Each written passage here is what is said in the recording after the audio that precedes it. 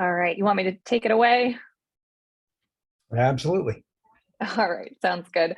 Well, welcome everyone. I'm delighted to be here today to help to share about what I know about trauma-informed teaching.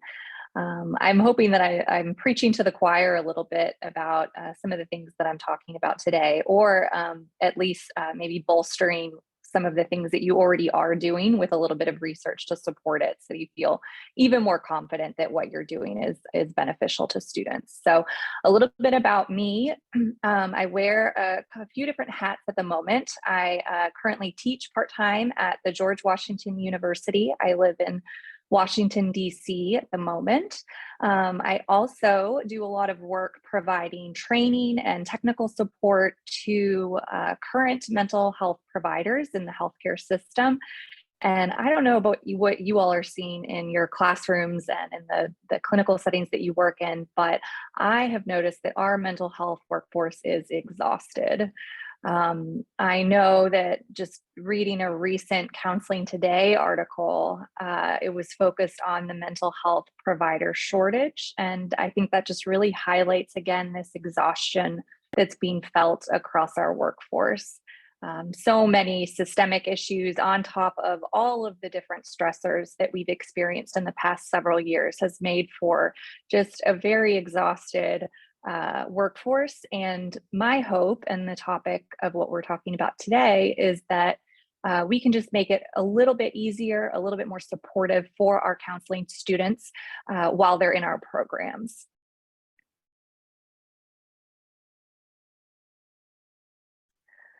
So we will be talking a little bit about trauma and burnout in our counseling students. I'm going to talk about trauma-informed teaching, including the principles of a trauma-informed approach, and how we can apply those to teaching, and just how that can encourage diversity in our workforce, and how we can really set our students up for success once they are in their workplaces. So I don't know about the news stories you all have been hearing, but I feel like every week there is a news story about the high rates of mental health issues, whether it's in adults or adolescents. We've got some people who are dealing with a lot of issues right now, right? And to top that off, we have this provider shortage. And so we know that not everybody who wants mental health care is receiving the care that they need. We know that nearly 1 in 3 adults has either had a substance use disorder or any mental illness in the past year. And we also know that this is particularly affecting our young adults, so that 18 to 25-year-old age range, who we're often seeing in our classrooms. 46% of them are reporting substance use disorder or mental illness in the past year.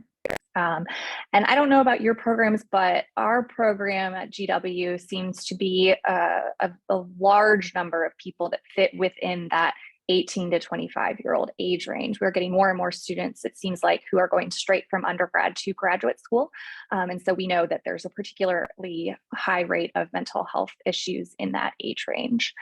And we know that anxiety and depression continue to be experienced by many individuals, 32% as recently as February. And I think it's important for us to remember this last data point that I have too, which is that on a hopeful note, majority of people who've ever had these issues do report themselves and consider themselves to be in recovery.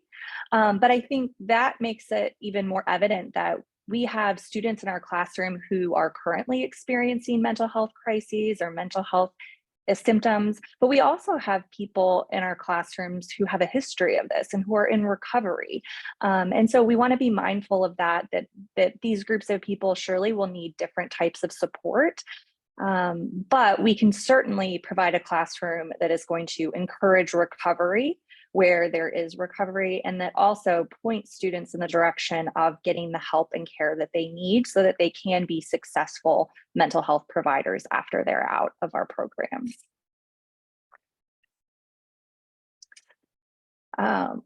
for those of us who are educators in the room, do your students look as tired and worn out as mine do at mid-semester? I think that many of my students must have this workaholism trait that was in this first study that was a significant predictor of burnout.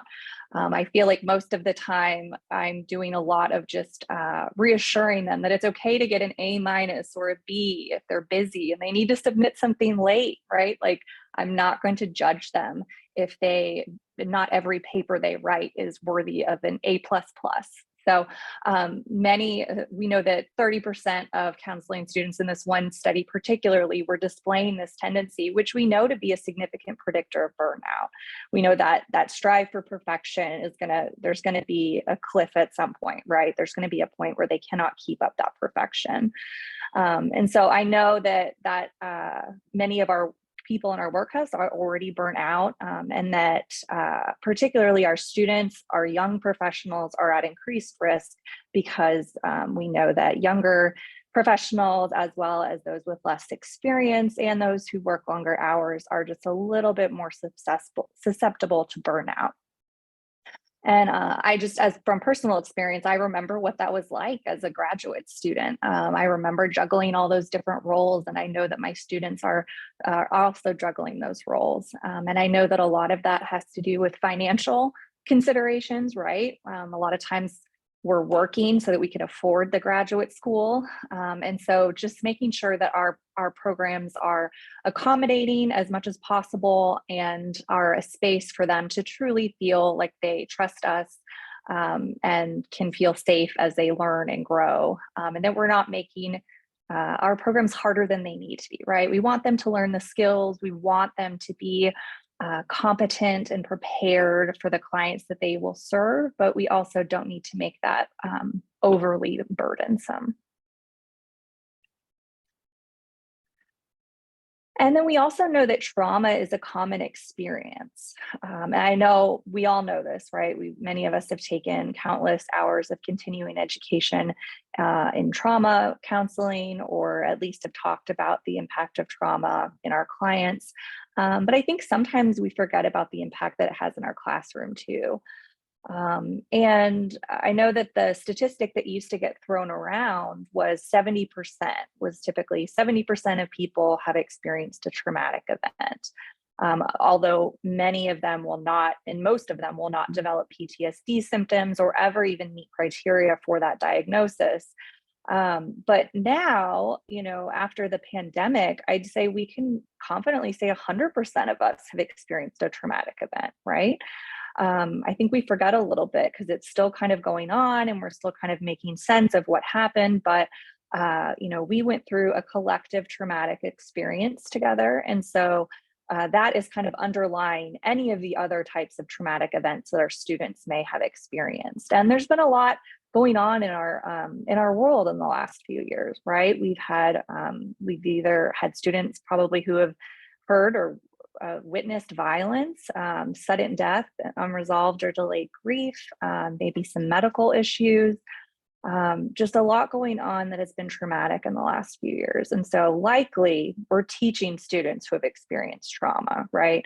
And so important for us to just always be mindful of that.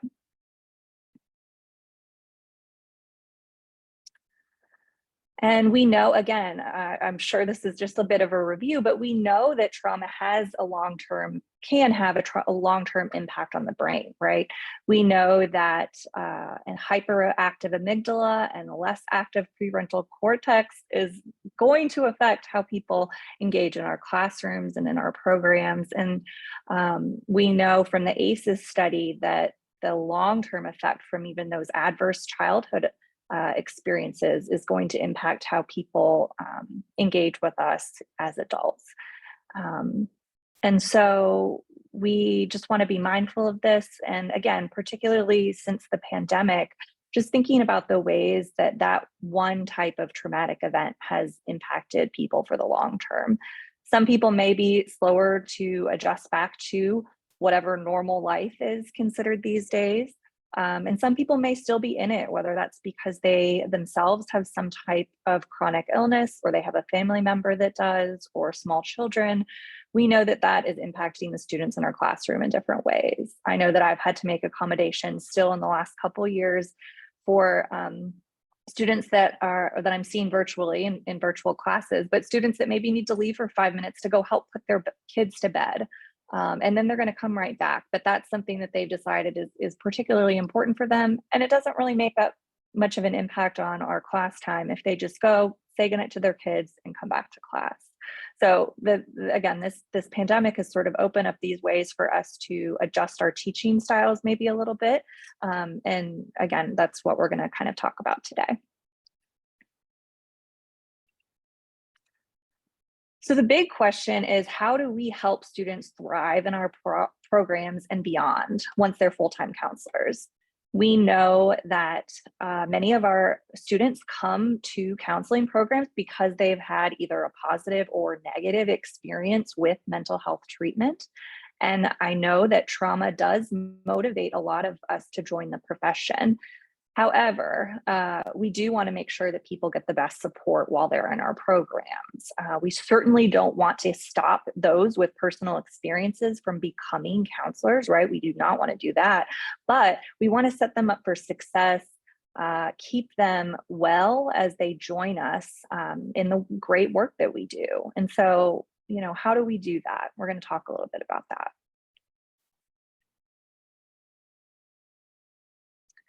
As people have questions throughout the presentation, please feel free to put those in the chat. I'll be sure to save time for questions at the end so we can get to those.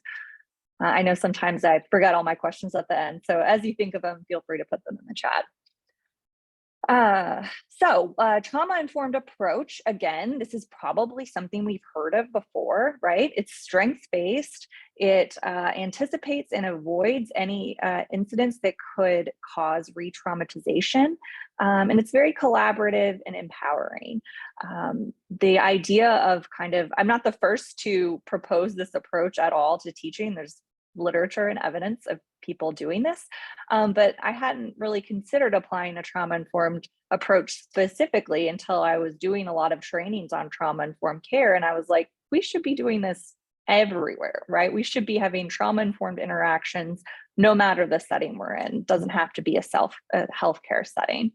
And one thing to be sure that we talk about is that many of you and many of us could be already doing a lot of things that are trauma informed. So I am not there's some things that I hope that you all are already doing. But I think that we all can still grow in this respect, grow in our just intentionality around the topic. I know that when I have talked and presented about trauma informed care to very experienced helping professions.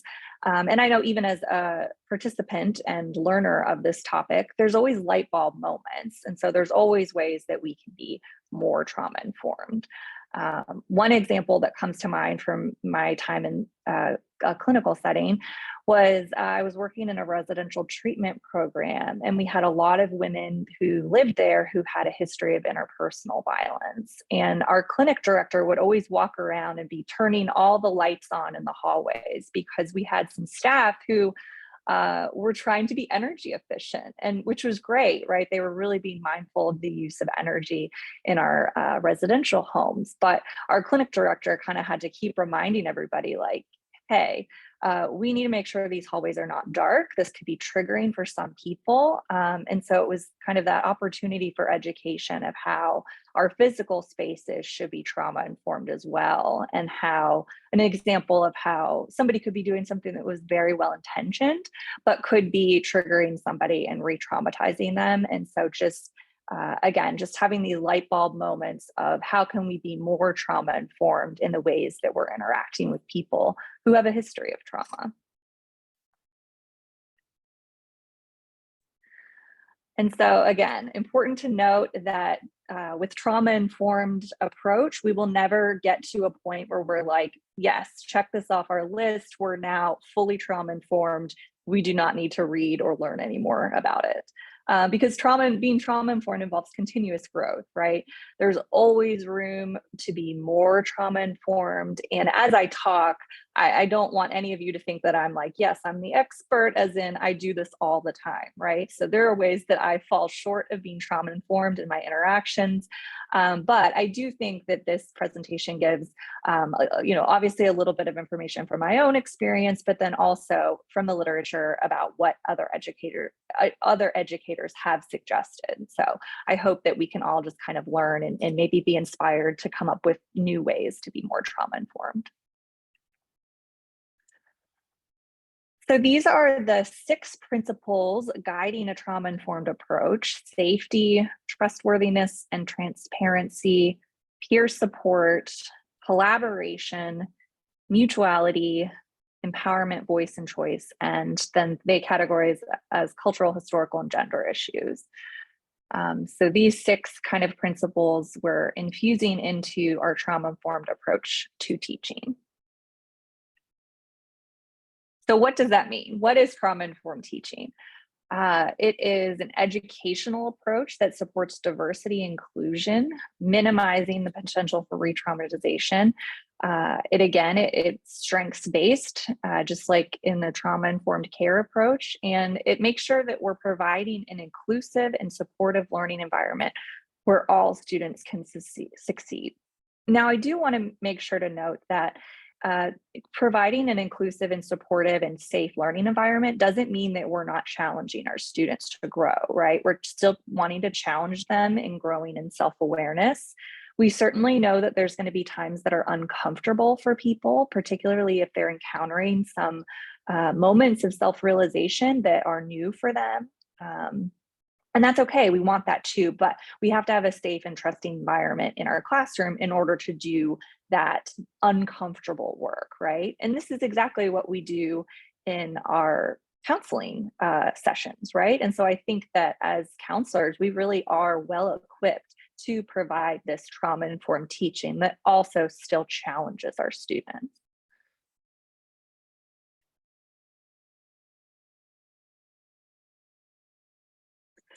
So how do we, how do we apply these principles to teaching? We're going to talk about all of these different ways that we do this, but first we have to acknowledge the prevalence of trauma and understand its impact. We have to apply a strengths-based approach, create a safe and trusting learning environment. We want to make sure that we're treating all of our students universally sensitively, because we don't know necessarily who has been impacted by trauma. And because honestly, a trauma-informed approach is going to be supportive to everyone, even if they do not have a trauma history. We want to create collaborative relationships. We want to be in constant communication with students.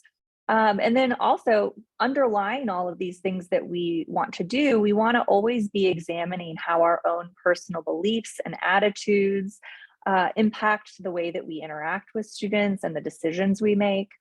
And then also at the systems level, we need to be able to identify the changes that need to be made. And I think this is the hardest piece, because this does impact what happens on the personal level too, right? And also we know that it's a little bit harder to change systems, but if we all kind of, work together, we can certainly make those changes happen.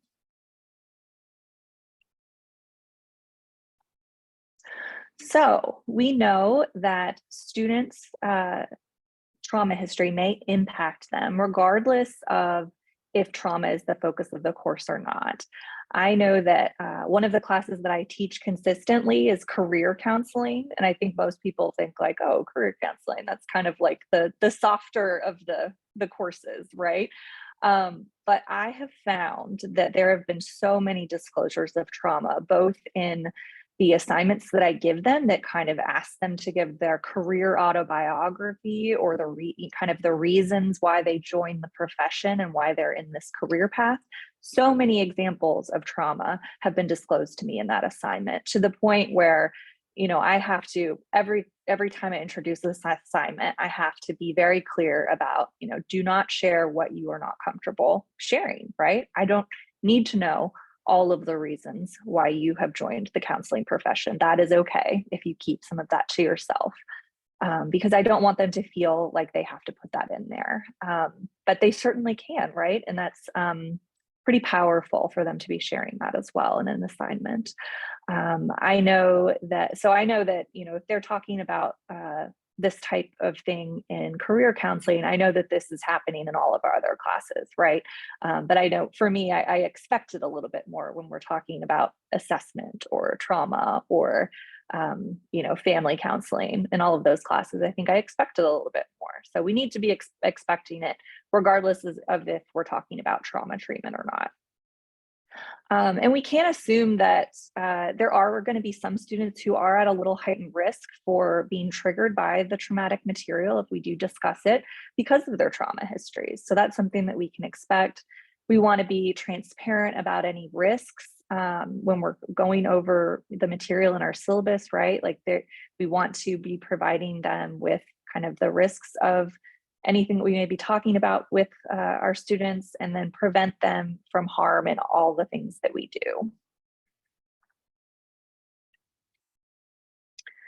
So just a little reminder of Maslow's hierarchy of needs, because I think we can all agree that if students do not have their basic needs met, they're not going to be as focused in the classroom, right? If they don't have enough food, rest, a place to sleep, a time to get that rest, we cannot expect them to excel in our classrooms.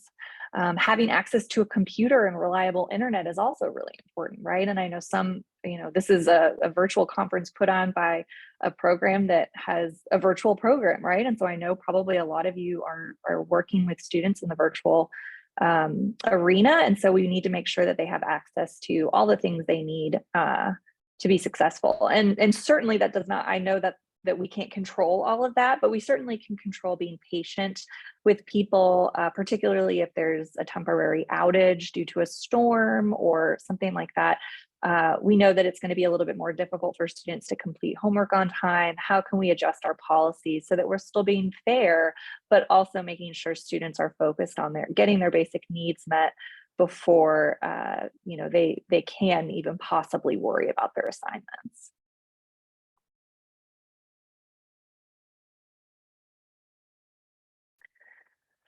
So we should be focusing on using a strengths-based approach. That's part of the trauma-informed approach. We want to be focused on growth. We want to focus on strengths when communicating with students, when talking about them in our staff meetings, when admitting them into our programs, right? There's a lot of strengths that our counselors have that may not be reflected in test scores or written assignments, things like that. So how can we ensure that we are, focused on these strengths and really allowing those to shine? We are experiencing a provider shortage, so we need to make sure that our workforce is representative of the clients who are seeking care. And so this means that we want diversity, right? We want diversity by race, ethnicity, gender identity, sexual orientation, and with all their experiences with trauma and mental health issues. Those are going to help make our workforce stronger. And so we want to be focused on those strengths. We know that as adult learners, our students bring a lot of their own experiences to the classroom, right? And so we want to really value those and call on those in the classroom.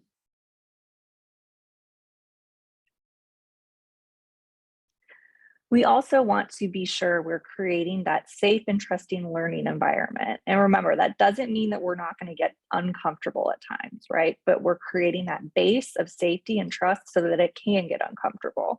And we know that emotional safety is necessary for that. We know that consistency and transparency is really important in working with students who have a history of trauma, particularly. We want to create structure, right? We want to be clear about our syllabus. I know that in the past, have had professors who have had very structured syllabi, and then I've also had professors who have had less clear syllabi, right? And there's certainly, a range in between there. But we want to make sure that we create that structure for them so that they know what's expected of them. We want to be as consistent as possible, patient, honest. If we're running late to class, if we can give the students a heads up, if we're not, being sure we're not just canceling class at the last minute because we know our students may be traveling in to come. We just want to show that we are consistent, because inconsistency can trigger a lot of thoughts of past trauma. And then they're going to be less likely to trust us in the classroom. And that's going to lead to a whole host of problems, right? One thing that has been suggested in the literature as being helpful in creating the structure is knowing lesson content ahead of time. Making sure that we're detailed about what we're talking about each class. And I know that CACREP has done a lot in creating that structure. We can have different opinions and a whole different conversation on that probably. But one thing that is always good is kind of, being as transparent about what is going to be covered in class so that students can come prepared. And we also want to create a sense of belonging and support with their students. That is going to help with that trusting learning environment.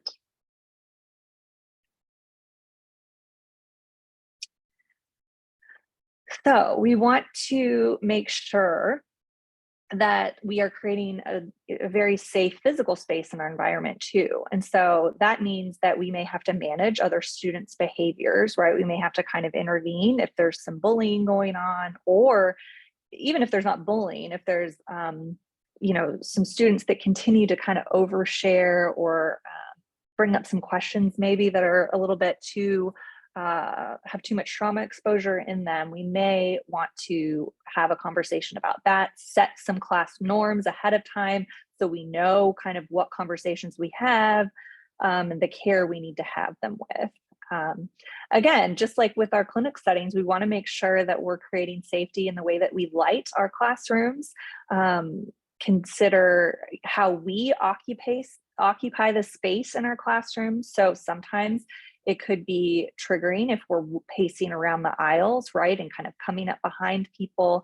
And that could be difficult. That could be a difficult boundary for us to set for ourselves. Like some of us may like to kind of move around in the classroom. And so we may have to kind of set up some parameters for ourselves so that we're not doing something that may make somebody else feel uncomfortable. We're certainly allowing students to sit where they want to sit, right? Some students may feel more comfortable sitting near the door or away from the door or things like that, or having nobody behind them. So we certainly want to kind of leave that up to them, empower them to make those choices. And then just asking about, doors being open or closed, things like that. I'd be interested to hear in the chat if anybody had other ways that they create this physical safety in the classroom, because this is certainly not an exhaustive list, but just kind of to start you thinking in case this is a new thought. I know the decision of kind of allowing students whether to eat food in the classroom too can sometimes be part of that. If students I know my students often, I'm getting them right after they've already been to another class. So a lot of them were kind of shoveling in their dinner at the beginning.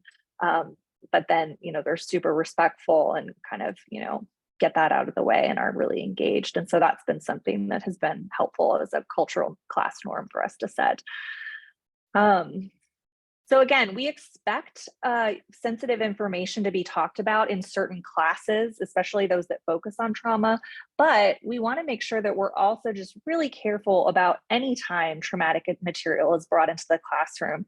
And I know that sometimes this has come as the most surprising when I've had students do class presentations, because that's a little bit out of my control, right? So they're coming in, they're doing a presentation on the topic, and sometimes we've got some traumatic material coming in where I did not expect it.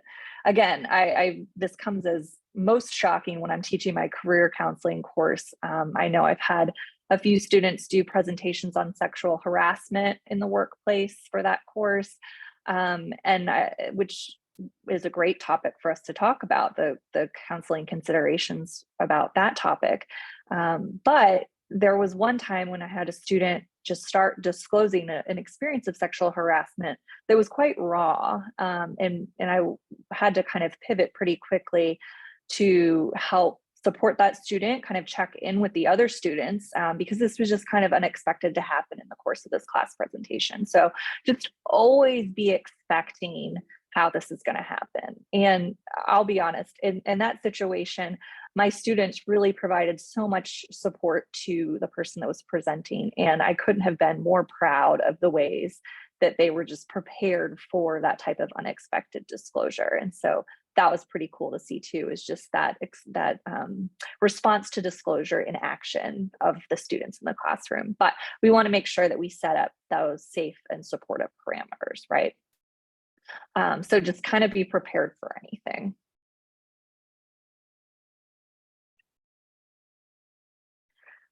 We know that some content is going to be more triggering to some students as opposed to others.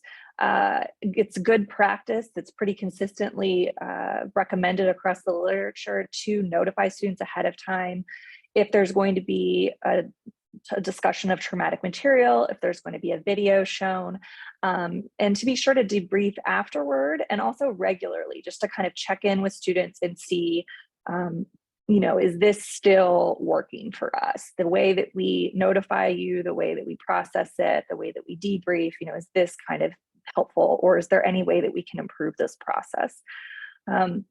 We know that one way to do this is to keep lights on when we're watching videos. We can also empower students to opt out of watching videos or maybe reading specific material.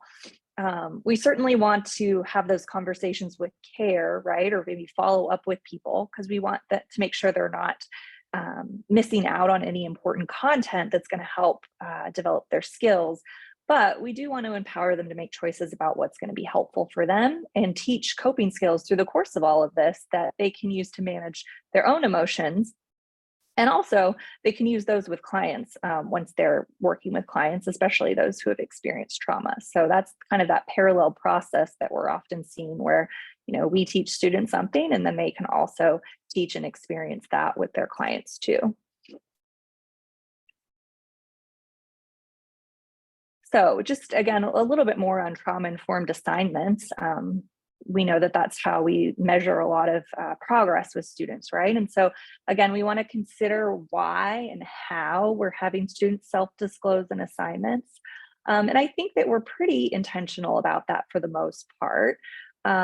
So we're not asking students to do too much outside of their comfort zone, right? I know many of us are always pretty careful about encouraging students to only share what they're comfortable with and to remember this is a classroom, not a therapy room. But it could warrant some extra care and intentionality. We want to always be mindful of the power dynamics that are at play between us. We're the ones that grade them. If we're asking them to do something, if we're asking them to self-disclose or get out their comfort zone, they may go beyond what they're comfortable with to please us, right? Because we're in that position of authority, particularly if that's part of somebody's trauma history. And so just always being mindful of what we're asking, how we're asking, so that we're not re-traumatizing people is really good, is really helpful. Creating rubrics, I know, has been really helpful for me, particularly to communicate my expectations around assignments. It also has cut down on so many questions that I get both before an assignment is turned in and about expectations, and then also afterwards. It really helps organize feedback and help students to understand why they got a particular grade and kind of where the points were taken off. So rubrics, big fan of rubrics. And it really does help to kind of create a higher quality of assignment is what I've found. And every time I get a question, I always make sure that I, kind of incorporate that into the next rubric if there's a way that I can make that a little bit more clear. But we always want to make sure that we're just very clear with our expectations with students is kind of the way that this ties into trauma-informed. We're being transparent and we're creating that safety.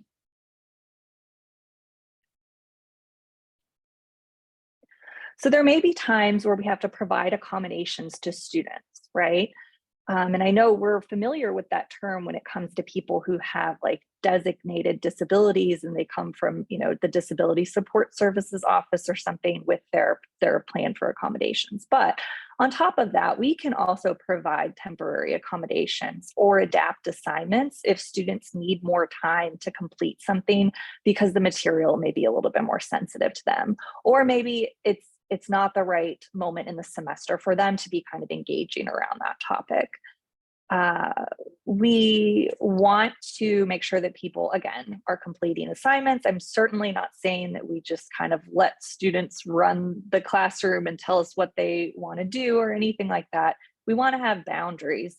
But uh, if we're saying that there's some assignments where if we say they have to complete them in order to get through the program, then we are kind of unintentionally gatekeeping students with trauma histories, right? And we certainly don't want to do that.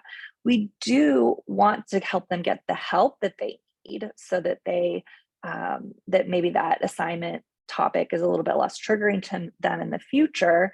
But we can get them help, and we can also perhaps even help them to narrow down their client population or setting that they want to work in, because perhaps maybe they won't ever get to the point where working with kids is going to be conducive to their mental health, but perhaps working with adults is not triggering for them, and they can be really successful to the clients that they see in that type of setting.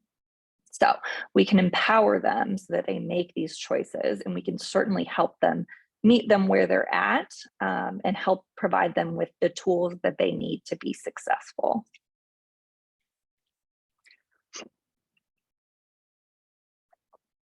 Okay, so CACREP does require that self-care strategies, are applied, that we talk about them. We want to make sure to emphasize them, as well as refer people to the mental health services that are available on campus, or how do they get engaged with them in the community.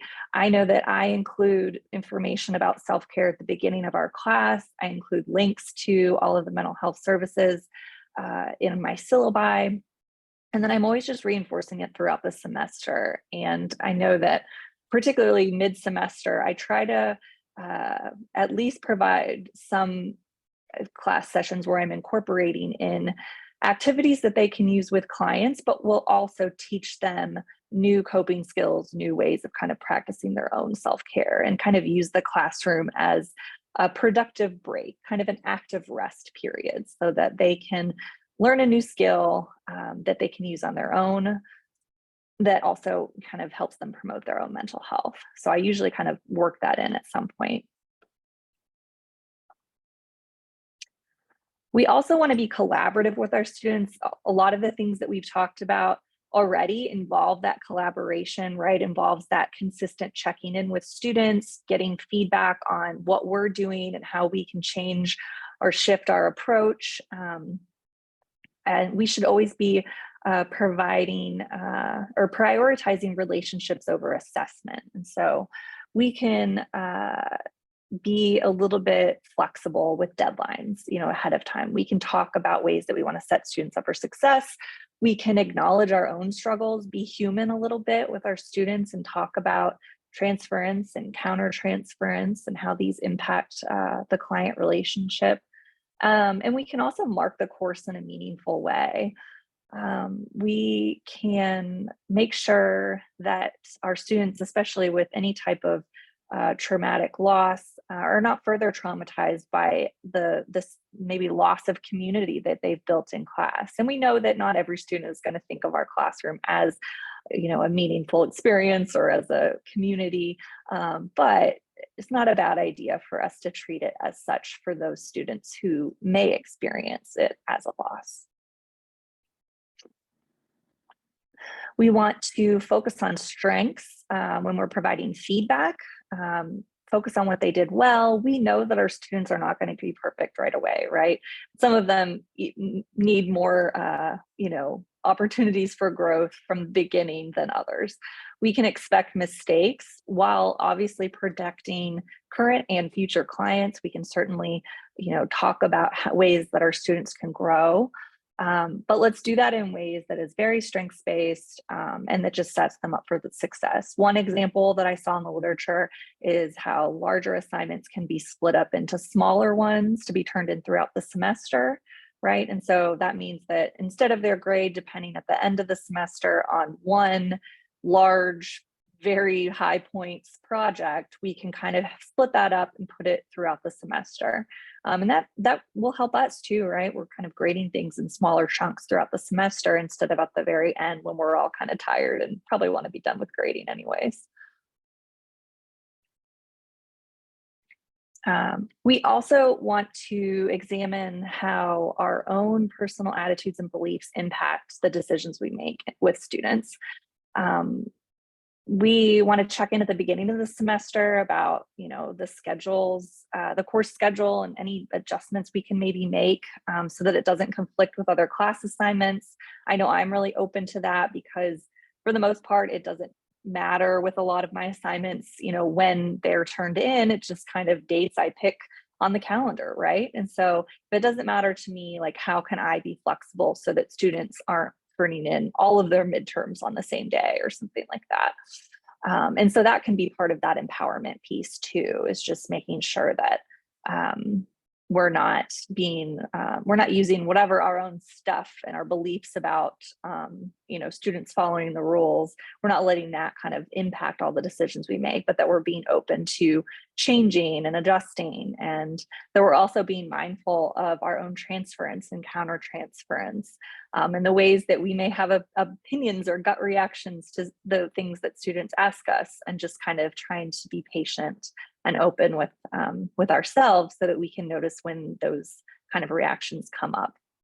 And that's also why it's important for us to talk with our colleagues, right? If we're concerned about something that's happening in the classroom, whether that's, man, this student is kind of frustrates me, what is going on there? Why is the student frustrating me so much? Or on the other side, I keep wanting to give just many, many allowances to the student, and I'm wondering if I'm helping them too much and not setting them up for success in the process, right? Because there's kind of that can be involved there too. We don't want to be too helpful, right?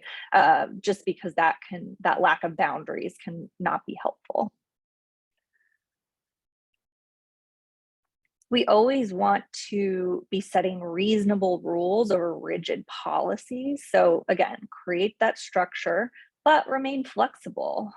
We can empower students to make some choices over what, if they're going to submit an assignment on time, for example. We can have a late turn-in policy so that they know right ahead at the beginning of the semester, if I submit an assignment one day late, this is how many points I lose. And they can kind of factor that into what they are deciding, and prioritize assignments based on that too. If something comes up in their own lives and they have to kind of turn something in a few days late, fine, they know that that's going to cost them points, but that can be a decision that they make for themselves. And so we do want to, I always like to also build in time to catch up in the schedule. I know that especially in the experience in the last few years with COVID, building in time has been super helpful. I know there was one semester where I got very sick and had to skip a few weeks, and we had to really play catch up after that. And so kind of going in the next time, the next year of classes, I made sure to kind of plan some ways that we could catch up in the course schedule so that we weren't too behind. And so that has been something that's been really helpful for me. And then it's also, I think, translated to being helpful for students that have gotten sick or something has happened that they've had to miss class.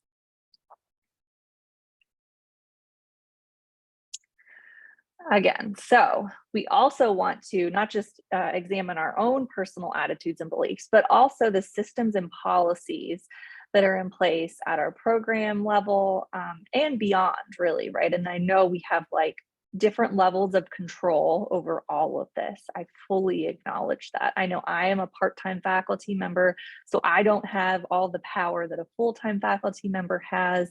And then I know there's varying degrees of that too, right? But what do we have control over? And we can focus on that.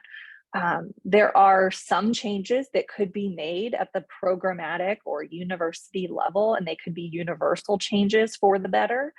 But there are other things that maybe will always have to kind of be choices that are made on a student to student basis. And so, there's going to be examples of student situations that are not going to come up very often. And so we're always going to be kind of adjusting and evaluating, like, how do we create those reasonable rules over having just rigid policies for the sake of having rigid policies, because that's not going to be helping our students with trauma histories. That's certainly not going to reflect a value of diversity in our profession, because then we're probably only opting in a specific type of person who can meet those rigid policy expectations, right? And we don't necessarily want that, because we're seeing clients that don't necessarily fall into that category too, right? And so we certainly want to have counselors who are going to be able to meet with those clients, and kind of those clients can see themselves in their counselor.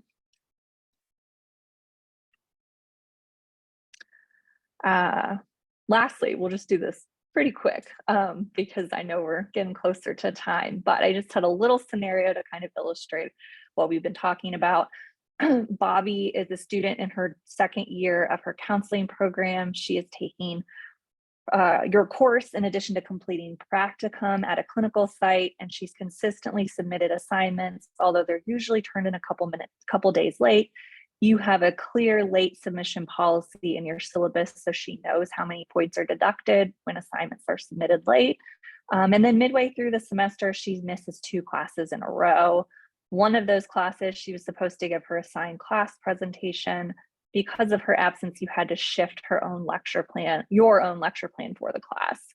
So just kind of real quick, I'll check the chat. Does anybody want to share maybe some initial thoughts or emotions that you would have if you were working with Bobby? And then any conclusions about her?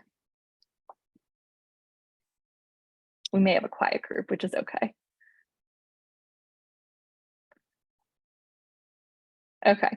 So, I mean, you could be kind of frustrated and angry, right? You could be frustrated that your own lecture plan got derailed, and maybe you were a little frustrated by that. So you could be kind of, bracketing that a little bit. You're frustrated. You're kind of annoyed that the person didn't show up.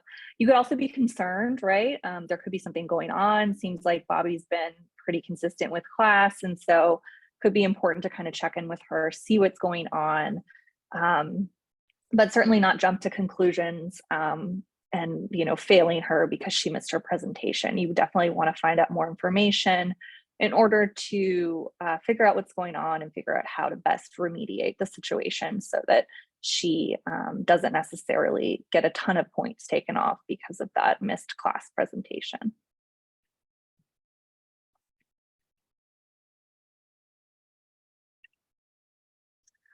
Again, I know we may have a quiet group, which is totally fine, but I'm just curious if there's any ways that you are already making your classroom more trauma informed and inclusive, and or if there's any changes that you're hoping to make to do that. I actually, thank you for the question. I actually am the SME for the trauma course at my institution, and just received an email from a colleague who is teaching the course because I have one of the assignment on male victims of sexual assault. And this one student who is zeroing in on the fact that we didn't include females. So I asked him to drill down with her, because she may be exhibiting something that is triggering for her with this one assignment.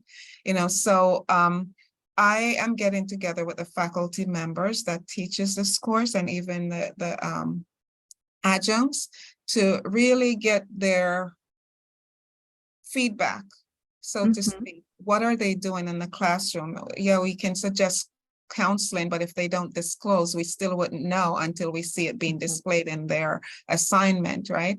Before we have the conversation with them. Some schools, it's made it mandatory that students have to have their own counselor. My institution is not one of those. So what I'm trying to say here, it's kind of difficult to really broach the topic unless it's really in your face, if it's not really shared with you. But I would be more than happy to hear what others are doing. And I see something in the talk about being proactive and rather than reactive. Sometimes you don't even know it's going on. You can only react when you find out, right? But in my classroom, I try, and in the course, I wrote the course so that I do trauma check-ins, right? And with the trauma check-ins, I do for every week, I do a trauma, and ask everyone, please do a trauma check-in, because this is how you're going to find out where your students are with the assignment. The content is heavy, and they will tell you, and that some of them will, but I found out through a trauma check-in that one of my students had lost her son in an accident. He's in the military and almost decapitated. 4 months after she was taking a trauma course and doing poorly. It was in one of those check-ins that I found out. So I wrote that in the course, and it's been helpful. I found out another student who has siblings, twins, 5 years apart, death by suicide in trauma check-ins. So I think it's worked for me with having that in the course, and I will continue to do that. And I would love to hear what anyone else has. Yeah, thanks so much for sharing. Yeah, which we never know what's going on with people. That's why that universally sensitive approach really is important. Does anybody else want to share? I know in the chat, the idea of being proactive instead of reactive, excellent.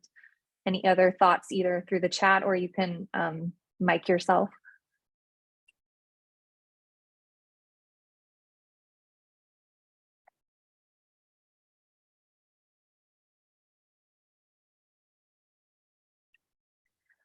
All right. Well, I hope this, has started you kind of thinking about ways that we can do this and conversations that can be had, because certainly, these aren't decisions we only make ourselves, right? It helps for us to be consulting and discussing with other professionals so that we can make decisions that are trauma informed and also have really strong, good boundaries and that are appropriate for the classroom. At the end of the day, we want to be treating students as the humans that they are, right? I hope that this presentation kind of bolsters you if you face any barriers to providing a trauma-informed teaching approach. I know, there could be some ingrained practices that we may be fighting against, or it could be something that is, fully supported in our program. So whatever that situation is for you, I hope that this kind of helps you to think creatively about things that can be done. You don't need to change your entire approach or create entirely new courses overnight, but it is about kind of always moving the needle about that lifelong approach to growth and being intentional when we're working with students. Any other questions that we have? Oh, yes, I'll drop the slides in the chat right now, but feel free to unmute yourselves if you have any questions.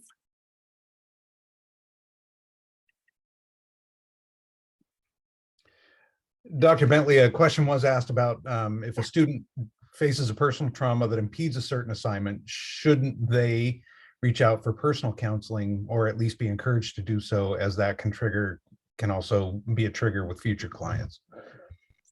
Certainly. We definitely want that to be the answer, right? Yeah, we definitely want that to be the answer for sure.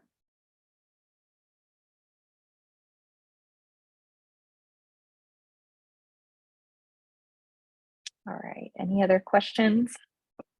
I guess my Yeah. question, and thank you, this was really good information. And this is based on my personal experience as well as my professional experience. With classes, the previous person mentioned trauma, but I'm also thinking like multicultural classes. Many of the topics that are taught are relevant to being in the field, right? Working with people that are different with you, being name called, being called racial slurs, all that can be triggering. And part of our mission as educators is preparing trainees for, the field. So I guess maybe one conundrum or ethical dilemma that I face is, how can I help them, but not shelter them to what they're going to be experiencing when they're out, and doing agency work or out in the field. Yeah, that's such a relevant point. Yeah, we certainly don't want to I think I would say that part of that trauma-informed approach and setting our students up for success would be preparing them for the challenges that they will see. And sometimes, again, that we want to create that safe and trusting environment, but that doesn't mean that we're going to be airbrushing over the stuff that we need to be talking about in the classroom. But yeah, that's a tough one. Thanks for sharing that. Very relevant. Dr. Bentley, I have a quick question. Mm-hmm. I came in a little bit late, so maybe you already covered it, but what do you think about the idea of having like ACEs or the evaluation for the ACEs as part of like the curriculum when working with CMHC students, just to kind of help students get an understanding of where they even fall? Sure. I think, again, like growing in self-awareness of what our students have experienced themselves is going to help them down the road. I think obviously we should be important about who gets to see that information, right? And being sure, again, that we're not gatekeeping people because they have experienced any ACEs. But certainly I think more information that students learn about themselves is always going to be helpful. Thank you. Yeah, thanks for the question.